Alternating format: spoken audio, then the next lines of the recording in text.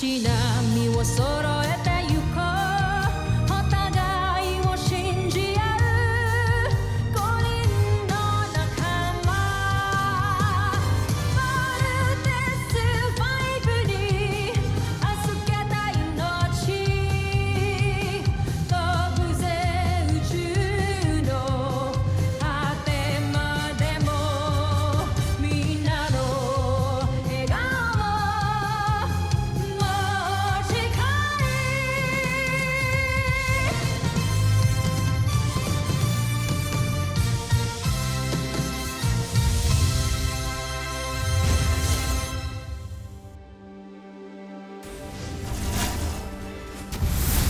Ang nakaraan sa Voltes 5 Legacy. The Voltes 5 robot is formed by 5 ships. Ang bawat bolt machine ay papaliparan ng isang piloto. Sir, I will do my best to be part of the Voltes team, sir. Talo rin ako, sir! Tankman, Doctor. Me too, sir. Ang pipiliin ko lang ay yung 5 pinakamagaling. May nasagap kasi tayo sa ating radar na isang sasakyang himpapawid na nakapasok sa ating planeta. Maaaring isa ito sa mga luma nating sasakyang panghimpapawid.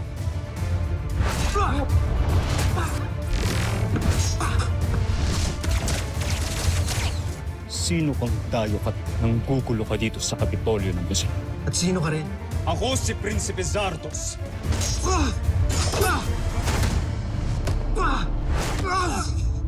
Mga kamsak! Habulin niyo siya! Kung may bago tayong kakampi. Tigil alipin!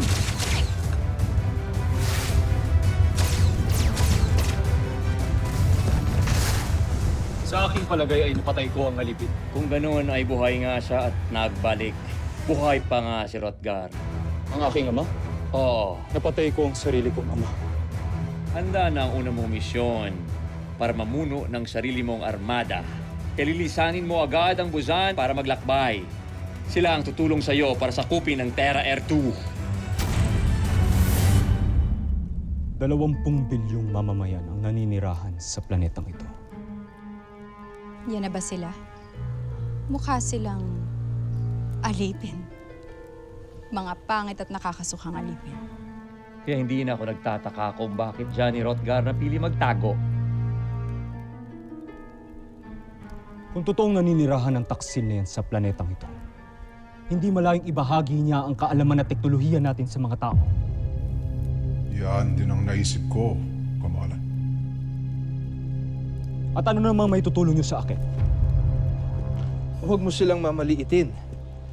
Silang dalawa, kasama ni General Zul, ay 3 sa pinakamauhusay na mandirigma ng Buzan. Si General Zul ay isang mahusay na inventor at sayantista na siya rin pumalit sa inyong ama noon bilang ministro ng agam. Dahil kay General Zul, kung kaya't marami tayong mga malalakas at mga makabagong armas ngayon. Siya rin ang utak sa mga mandirigmang halimaw na ginagamit natin sa ating mga pananakot.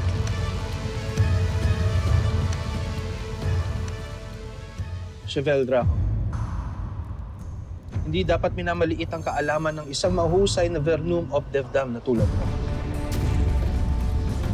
Isang veterano sa maraming digmaan at sa mismong pananakot. Wala akong kilalang sundalo na mas magiting at mas mahusay pa kaysa kay General Draco.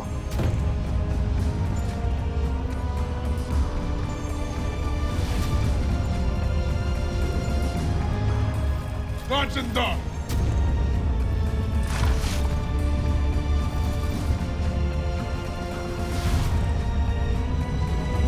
Sana nga'y mahusay ka, Draco. Dahil susubukin ang galing ninyo dito sa misyong ito.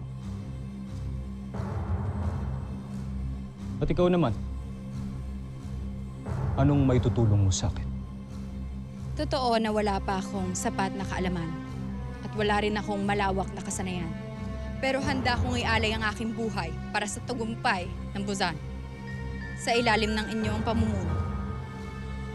Si Sandra ay isang mahusay na mananaliksik. Isang siyentista na nagpapakadalubhasa sa larangan ng entomolohiya at paglikha ng mga halimaw pandigma. Isa siyang bagong dugo na makakatulong ng malaki sa atin. Hindi ko sila itatalaga sa iyo kung hindi sila tunay na mahusay. Lalo na't ibig kong ipatikim ninyo ang aking ngit-ngit sa Terra Air 2 sa pagkukop nila kay Rothgar. Ipinapangako ko, Emperador. Sasakupin ko ang planetang Terra Air 2. Tahanan ng isang traitor.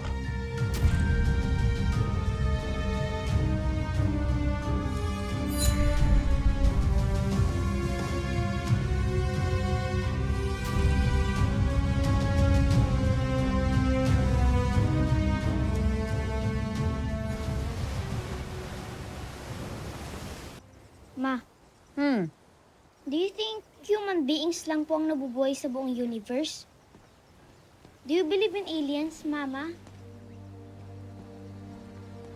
Do you? The universe is so big, Mama. I know totoo pong mga aliens. Mama! Nakita namin yung Voltes robot kanina. Grabe, ang laki. Parang almost complete na ata yun. Pwede nang sakyan. Voltes robot? Yes, Little John. Sabi ni Dr. Smith, yun ang ultimate weapon ng Earth. Pag nakita mo yun, grabe yung arrow. Ay, hindi ba? Itinuro ko sa inyo na ano man ang makita ninyo sa camp, hindi ninyo ikikwento. Ma, wala ko sinabi. Oo nga, Ma. May malaking Voltes robot dun sa Camp Big Falcon. Anak, go study in your room. Bigyan kita ng exam mamaya, ha? Sige na. Ha? Hindi nga, Voltes robot. Little John.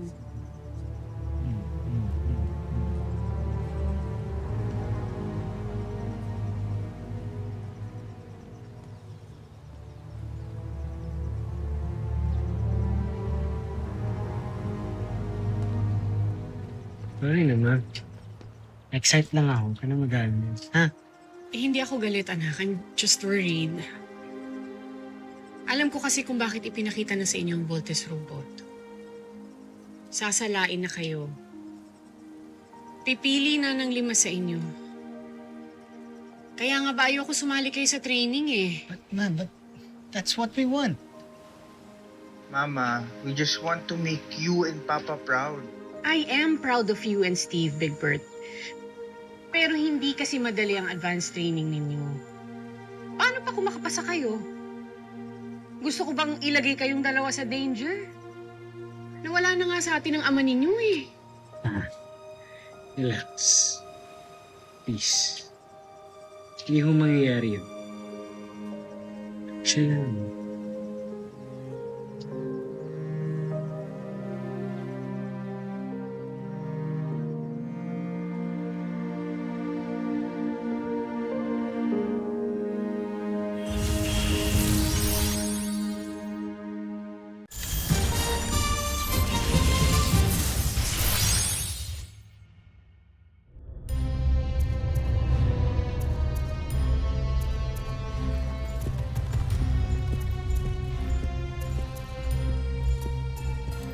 Jomfre, isang malaking karangalan na makasama kayo sa misyong ito. Matagal na akong humahanga sa inyong galing at talino.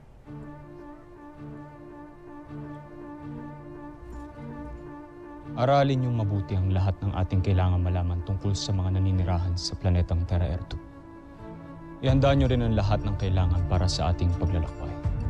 Masusunod, Jomfre.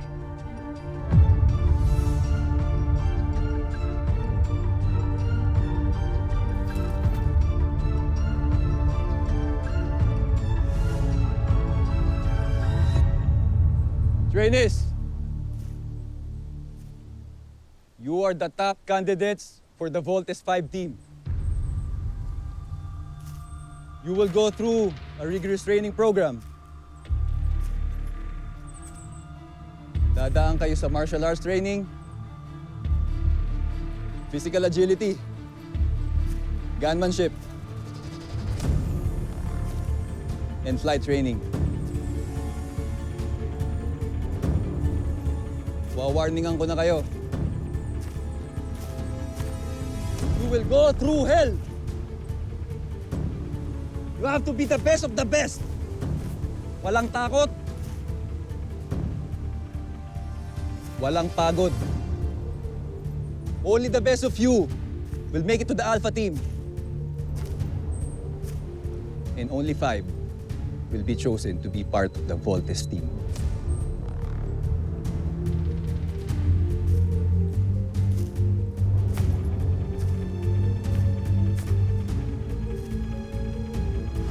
Are you ready for the drill? Yes, sir!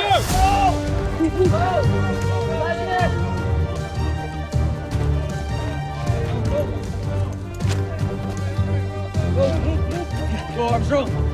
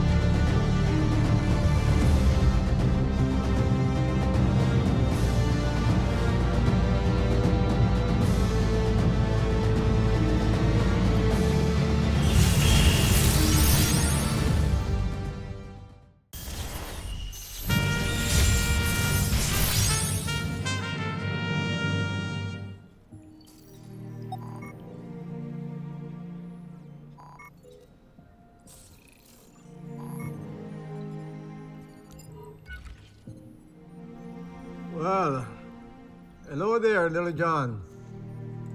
Kamusta na yung robot mo? Sabi ng mga kuya ko, may mas malaki daw na robot dyan sa Camp Big Falcon. Dr. Smith, pwede ko po bang makita yun? Kailangan ka munang humingi ng permiso sa mama mo. Ayokong awayin ako uli ni Mary Ann. Hindi po ako papayagan ni Mama. Bawal na nga po ako magpunta dyan, hindi siya kasama eh. It really sucks to be a kid. Well, I get you, Little John, but always remember, a mother will always be a mother. Kaya siguro masabuti, sundin mo na lang siya. But I want to be like my father, Dr. Smith. Like my brothers. Gusto ko rin po maging hero like Papa. Di ba sabi mo hero siya? Well, I know. Kaya nga siguro ganito kahigpit ang mama mo dahil she knows na meron kang dugo na isang hero. Pero Little John, mas mabuti magpalaki ka muna. And enjoy your childhood. And someday you will get a chance to prove yourself. Someday. All right?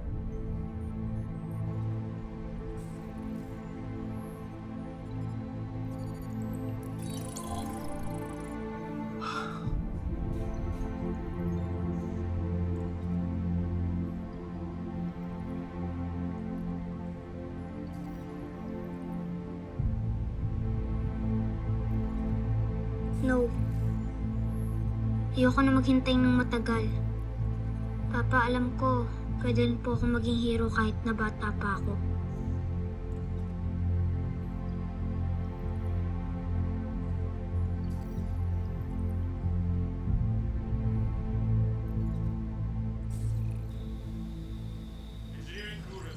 Tuloy-tuloy ang training ng mga bata. So far, so good. Hopefully, kayanin nila yung gagawin nila today.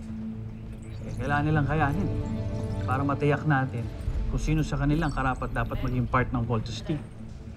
But anyway, how are we so sure na battle ready na ang Voltes robot? Successful naman lahat ng mga test na ginawa natin, pero malalaman lang natin yan pag nakainkwentro ng Buzanian robot. Sana hindi tayo mabigo. But, siguro ito lang yung perfect time para pakita ko sa'yo. Liga. Attention to the Chief Medical Officer, please report to Medical Bay 1. Engineering crew report 9. Totoo nga. May Voltes robot nga.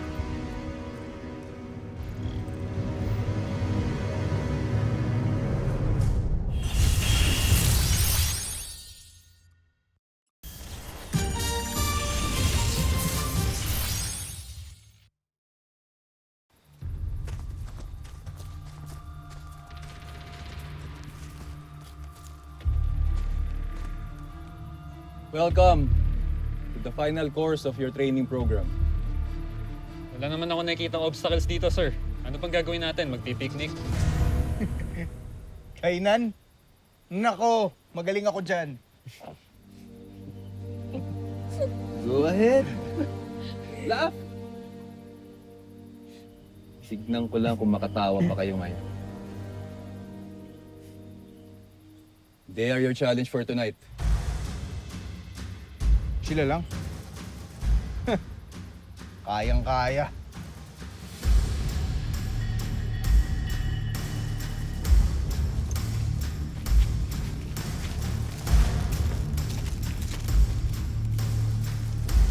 Ay, ang dami pala nila.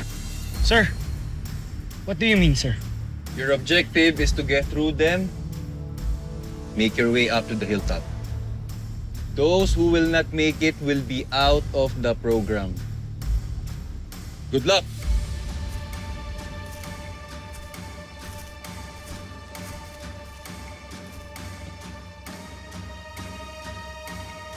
Ava, huwag kang lalayo sa tabi ko, ah. Jamie, be safe. You too, Steve. Mukhang free for all to, ah. We're so dead. Shh! Tumahimik ka na lang.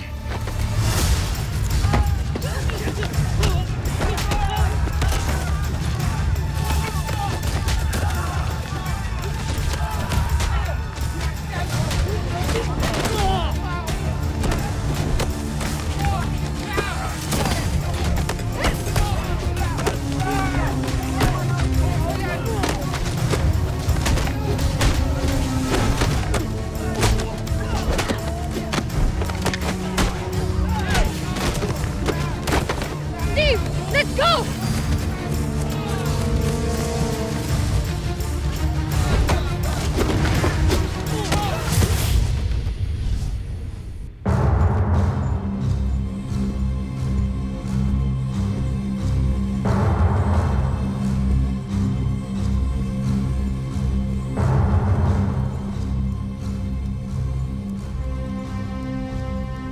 Handa na akong sakupin ang planetang Terertu para sa Busan Nazmi Imperium.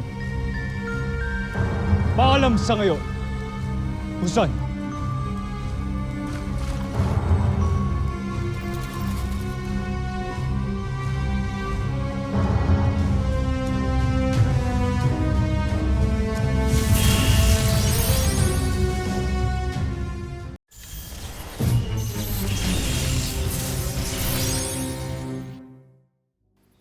Ava!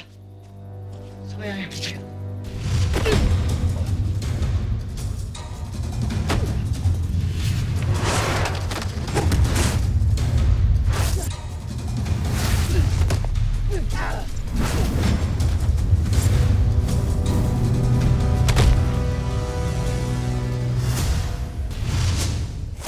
Ang yabang mo talaga, Armstrong.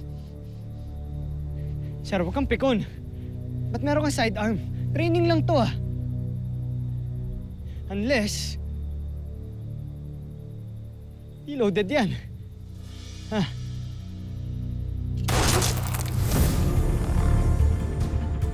Sir, chill lang. Okay? Malma ka lang. Live ammunition yan. Pwede mo akong mapatay. Nasa training lang tayo. Relax. Okay, relax. Sumuko ka na lang. No, sir. I have a mission to fulfill. Okay? Sabi ko na nga.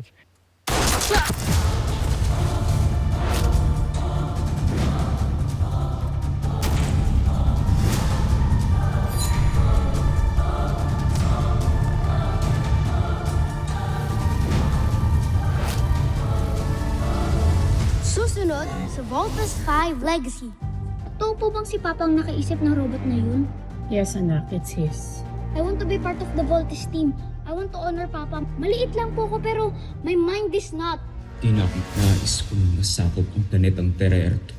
Ang sinasabing naging tahanan ng isang traitor na si Rogar. Just like Net. Wala ka bang napansin na kakaiba sa kanila? May pinahihiwatig ka. The universe has something bigger in store for them. Meron silang destiny na kailangan i-fulfill. You could say it was written in the stars.